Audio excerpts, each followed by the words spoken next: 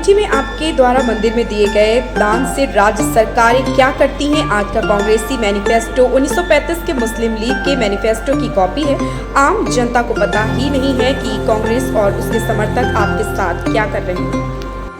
1935 की government of India 35 की photo copy है, इसलिए आज उस संविधान में आपकी बीमारियों का कहीं कुछ इलाज नहीं रहा, क्योंकि वो तो अंग्रेजों के द्वारा बना हुआ था।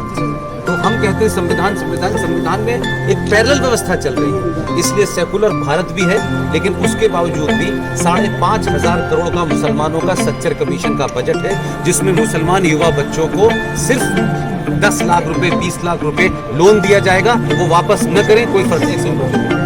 इसी तरीके से माइनॉरिटी कमीशन का कई हजार करोड़ का बजट है, इसी तरीके से मुस्लिम मुफस्सला बोर्ड का बजट है, इसी तरह मुस्लिम एजुकेशन बोर्ड का अलग से। तो जब भारत सेकुलर है तो फिर ये तो आपके मंदिरों पे जो पैसा आप चढ़ाते हैं, जो बात मैं सार्वजनिक मंचों से कहता हूँ, खासतौर से महिलाओं से कहता हूँ, आपके मंदिरों पे जो पैसा चढ़ता है उसकी दो मिसाल पूरे देश में बड़े बड़े मंदिर हैं। एक है देवस्थानम बोर्ड तिरुपति, हर साल जितना पैसा चढ़ता है उसमें से 1,300 रुपया हर साल सरकार। वैष्णो देवी आप जाते हो, माता पे चादर चढ़ाते हो और सब कुछ चढ़ा के आ जाते हो, वहां से 520 करोड़ रुपया सालाना जाता है।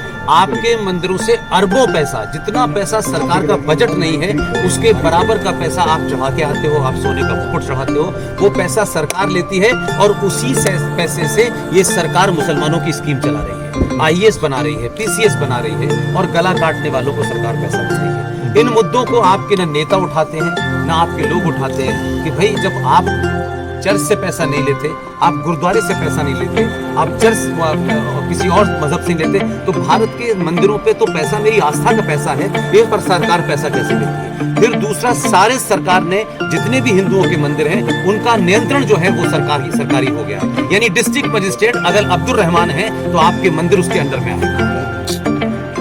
तो मैं ये कह रहा हूं कि समाज के ठेकेदार जो हिंदुत्व की सुबह से शाम तक बात करते हैं, वो वैष्णो देवी के ट्रस्ट में 20 मुसलमान के हो ये नहीं पूछते। इसलिए आपसे मैं सबसे कह रहा हूं, पैसा मंदिर पे मत चढ़ाइए, वो पैसा आपकी गर्दन काटने वालों के नाम जाए।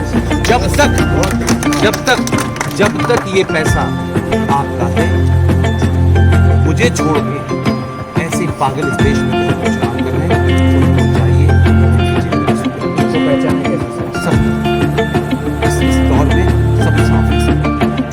इसलिए वो जो लड़ाई लड़ रहे हैं, इसलिए मैंने विष्णु शंकर का जिक्र किया। एक साधारण परिवार का लड़का अपने पैसे से फ्लाइट की टिकट लेता है, बनारस में उसके ऊपर हमला होता है, बनारस में फिर हम जाके चीफ सेक्रेटरी से मिलते हैं, उससे सुरक्षा। ये सार्वजनिक मंचों से नहीं गई, हमको पैसा कोई आया उनको सब 2,000 रुपये ले लीजिए।